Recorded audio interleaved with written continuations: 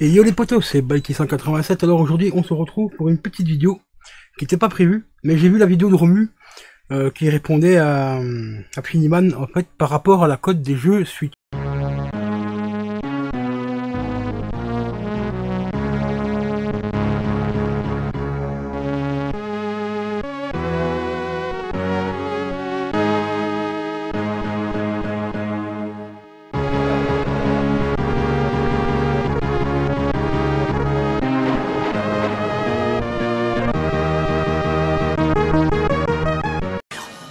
Et c'est vrai que j'ai halluciné quand j'ai vu le prix du Super Mario 3D World.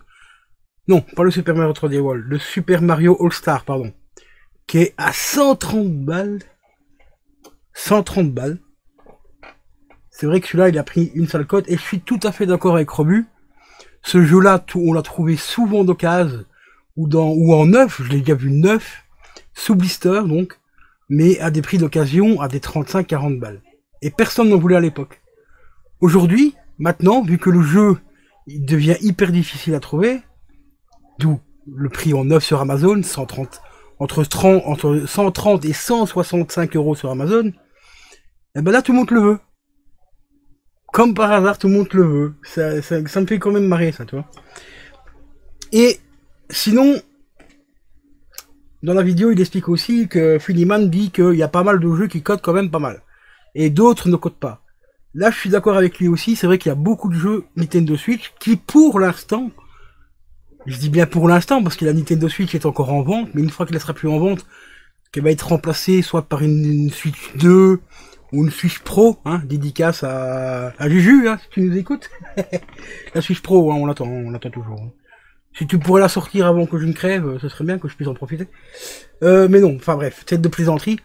Le jour où la Nintendo Switch, que ce soit la V1 ou la V2 ou même la OLED, ne sera plus en vente parce que elle sera en fin de vie à cause du processeur qui devient vraiment trop juste, et que Nintendo va décider de soit passer à une nouvelle Switch, plus évoluée, plus performante, ou carrément un autre modèle de console. On ne sait pas ce que Nintendo va nous faire, de toute façon, donc on sait pas.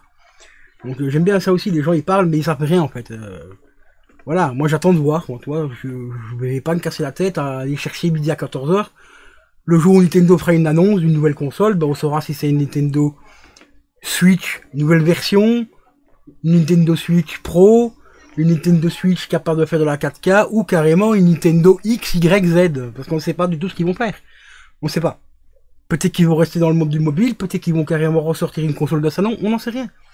Moi personnellement, je serais du côté de Sony, du côté de Nintendo. Je resterai sur le concept de la Switch, donc mi-console de salon et mi-console portable parce que ça fait un carton énorme. C'est le concept, il est énorme. Et comme dirait Romu aussi, bah c'est tout simplement le concept de la Wii U mais amélioré quoi. Parce que la Wii U s'est plantée parce qu'elle a été très mal, comment dire. Le marketing a été très mal fait par rapport à la console. Les gens ne savaient même pas que en fait c'était une console portable. Quand tu partais avec le pavé tactile, bah tu pouvais jouer avec les jeux. Les gens pensaient que c'était tout simplement une manette un peu plus, comment dire, évoluée, futuriste, appelle ça comme tu veux. Mais c'est vrai que la publicité de l'époque était très mal faite et les gens ont mal compris le fonctionnement réel de la console. Donc du coup, ben ça fait un vide total quoi. Mais bon, voilà. Et ici, je vais te mettre en capture d'écran maintenant, ben quasiment tous mes jeux que j'ai en Switch. Tu vas voir, il y en a vraiment un qui cote. D'ailleurs, Romu en a parlé dans la vidéo, c'est le Bionizac, qui aujourd'hui coûte 130 balles, et encore, il a déjà chuté, parce que moi je l'ai pas payé 130 balles, j'avais payé 190 € à l'époque. Il est sous blister, c'est à peu près un des seuls qui cote. Qui cote réellement, sans compter les séries limitées, donc comme les Limited Run, parce que les Limited Run, eux, ils prennent de la cote, c'est d'office parce que c'est limité. Mais le Bionizac, c'est pas une série limitée, c'est un jeu tout à fait classique, en plus c'est un jeu 1D à la base, qui cote sur toutes les consoles. Hein. Tu veux le choper en Nintendo, en Switch, c'est entre 130 et 190 €, ça dépend des sites. Tu veux le choper sur PS4, c'est minimum entre 130 et 160 balles. Voilà. Il y a que sur PC qui coûte pas cher, parce qu'en PC tu l'as en version des maths, donc tu peux le trouver vraiment pour pas cher. Des fois tu peux le trouver même à 10-15 balles en promo sur Steam. Et en plus tu as toutes les DLC avec, parce que tu as des DLC. supplémentaires. Donc sur console, je sais pas si les DLC sont inclus dans le disque ou dans la cartouche ou s'il faut les acheter à part. Mais il y a des DLC. L'avantage de ce jeu-là aussi sur PC, c'est que tu peux installer les mods. Ce qui va vraiment te simplifier le gameplay. Enfin, même si c'est pas encore un gameplay super simple, hein. Bion Isaac, c'est une prise de tête sans nom. Que tu utilises les mods ou pas, c'est une prise de tête, hein. Les mods sont là juste pour t'aider un petit peu, pour pas que tu crèves en boucle dans les premiers stages, hein, parce que ce jeu-là, c'est une purge, mais infâme. Après, ça reste un petit jeu sympa, quoi, hein, à posséder, bien sûr, et à faire. Moi, je l'ai testé sur PC à l'époque. J'ai encore des souvenirs très très très très chauds de ce jeu. Parce qu'il est extrêmement compliqué. Et même les mods, si tu les installes un petit peu à l'arrache, eh ben, ils vont pas te servir à grand chose parce qu'il faut les installer d'une certaine manière. Il faut faire certaines actions dans le jeu avant d'installer les mods. Sinon, les mods que tu vas installer vont servir à que dalle. Voilà, donc ça c'est Bion Isaac. Mais sinon, concernant les Libitrun, oui, il y en a certains qui cotent. Comme celui que Romu a acheté, donc le collector, je ne me rappelle plus le nom du jeu. Celui-là, oui, il a pris une cote parce qu'il s'est arraché extrêmement rapidement. Moi, Libitrun, j'ai par exemple, bon, celui-là, je l'ai pas présenté en screenshot, mais j'ai le double dragon, qui pour l'instant est toujours, bah, il est plus trouvable, hein, il est en rupture de stock. Mais chez les revendeurs, tu le retrouves, allez, on va te dire qu'ils se prennent un petit billet de 20 balles dessus. Donc tu le trouves au plus ou moins autour de 100 balles, entre 100 et 120 euros, alors que le mien j'avais payé 80 euros neuf, c'est Libitrun. Le seul qui cote un petit peu aussi, mais ça aussi c'est pas en fait le fait que ce soit un limited run ou quoi, c'est tout simplement le jeu en lui-même. C'est le Castlevania Collection. Tu vas voir dans les screenshots, celui-là il coûte 70 voire 72 euros sur Amazon.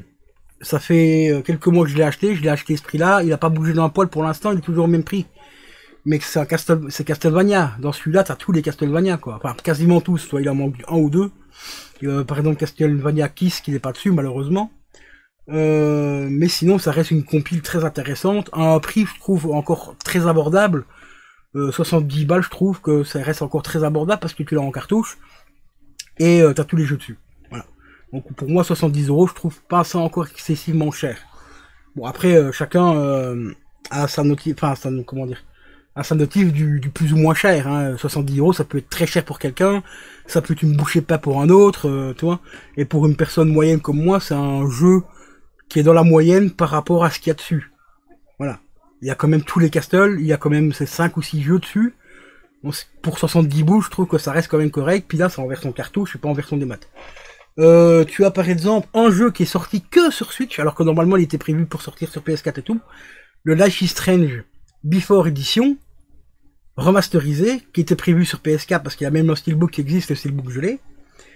Celui-là il existe que sur Switch. Je l'ai payé 35 balles, tu vas voir sur Amazon, il est à 35 balles. Il n'a pas pris un poil, il n'a pas pris un centime de...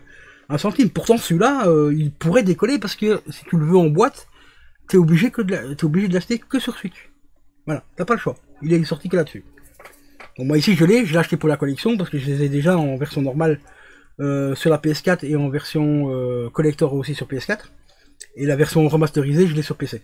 Donc celui-là je l'ai acheté pour la collection parce que je suis un fan de la franchise Life is Strange. Donc celui-là je l'ai conservé sous blister. Ensuite on a par exemple un The Witcher hein, que tu vas voir un peu plus tard. Bah 40 balles. 40 balles neuf sous blister. Et The Witcher pourtant celui-là je pensais franchement qu'il allait prendre de la cote parce que là ils ont fait quand même un exploit relativement impressionnant, c'est-à-dire c'est carré tout le jeu complet, DLC compris, dans une cartouche 32 Go et le jeu est quand même relativement propre pour de la Switch, je précise encore une fois parce que je connais des petits malins qui vont dire ouais mais non le jeu est dégueulasse, regarde sur mon PC il est plus propre, sur ma PS4 il est plus propre. Oui, mais compare ce qui est comparable. Va pas comparer une PS4 et une console qui a une puissance d'un téléphone mobile. Tu vois, enfin, un téléphone mobile il y a quelques années, parce qu'aujourd'hui, les téléphones mobiles qui sortent aujourd'hui sont plus puissants qu'une Switch. Donc, carré un jeu complet comme The Witcher 3, DLC inclus et tout, regarde le poids que ça fait sur un PC, regarde la taille d'une cartouche traditionnelle, c'est 32 Go. Ils ont quand même réussi à carrer le jeu complet dessus, en gardant quand même un minimum de graphisme correct, toi. Le jeu, bon, c'est clair, il est pas extraordinaire, Moi, je trouve qu'il est quand même correct, donc je tire quand même mon chapeau à Nintendo.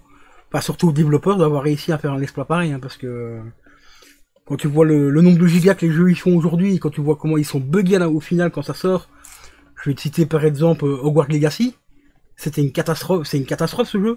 Il est sorti sur PC, regarde le poids du jeu, il est bourré de bugs. Mais bourré de bugs. Je vais pas te parler encore une fois de Cyberpunk, mais c'est pareil aussi, ils ont sorti combien de patchs? Le jeu il fait combien aujourd'hui en gigas quoi? C'est une catastrophe. Ici ils ont quand même réussi à carrer un The Witcher 3 sur une cartouche de 32 gigas quoi. Et il y a quasiment pas de bugs, enfin du moins dans les gameplays que j'ai vus, il y a quasiment pas de bugs. Donc enfin voilà quoi. Mais bon. Et même un Zelda, toi ici j'ai un Zelda Hyrule Warrior en Definitive Edition, bah il cote pas énormément non plus. Hein. Il reste encore à des prix accessibles. Bon c'est vrai qu'à un certain temps il était monté assez cher. Hein. Si tu le voulais, il fallait quand même mettre dans les 100 balles. Mais aujourd'hui, il a vachement diminué, je crois que je l'ai vu tu verras dans les screenshots tout à l'heure, dans les 40-45 euros. Donc ce qui reste quand même relativement très correct pour un jeu d'une qualité comme celui-là. Parce que celui-là, franchement, c'est un... Bon, c'est pas le Zelda que je préfère le plus. Moi, je suis plus Zelda, les anciens Zelda, donc de la NES. Parce que j'ai grandi avec aussi, hein, donc j'ai d'énormes souvenirs avec, avec ce jeu-là. Des souvenirs personnels et... Enfin, des souvenirs familiaux, quoi. Tu vois. Et donc, je suis plus un peu plus porté sur les anciens Zelda que sur les nouveaux. Même si les nouveaux, comme le Zelda, le TOTK, moi je le trouve très beau, même si beaucoup de gens disent que c'est un DLC du précédent. Bah, le précédent était magnifique aussi, hein, franchement il n'y a rien à dire. Hein, mais pour moi c'est plus... Enfin j'ai du mal à me retrouver dans ces Zelda-là, parce que j'ai adoré les anciens, quoi, tu vois. Mais bon, on vit avec son temps, les jeux évoluent, et forcément, ça plaira pas à tout le monde, ça c'est obligé. Mais bon, voilà. Donc sinon, maintenant, je vais te mettre quelques screenshots donc, de mes jeux, mais tu verras, bon, à part les Limit Run, comme je t'ai dit, il y a certains jeux qui commencent à côté, et encore, il y a 2-3 Limit Run que tu peux trouver à des prix très raisonnables, que ce soit sur PS4 ou même sur Switch. Hein. Sur PS4, j'en ai rentré 4-5 à 50 balles, comme par exemple un Suntae, je l'ai acheté 50 balles, aujourd'hui ils vont 140 balles. Mais si tu cherches bien et que tu les chopes à l'instant T, eh ben tu peux faire des très bonnes affaires et après les revendre si tu veux les revendre ou les garder quoi. Mais bien sûr si tu attends 6 mois, 1 an, celui-là je vais le prendre plus tard et puis après aujourd'hui tu as pleuré parce que le jeu il coûte 200 balles, bah rappelle-toi le prix de la sortie, il était à 50 balles frérot et voilà quoi. Donc il faut être un minimum intelligent aussi de temps en temps. Hein. Bon je sais pour certains c'est un peu compliqué mais bon. Voilà. Donc je vais te mettre les petites captures d'écran et tout et on se retrouvera pour une prochaine vidéo les amis. Allez.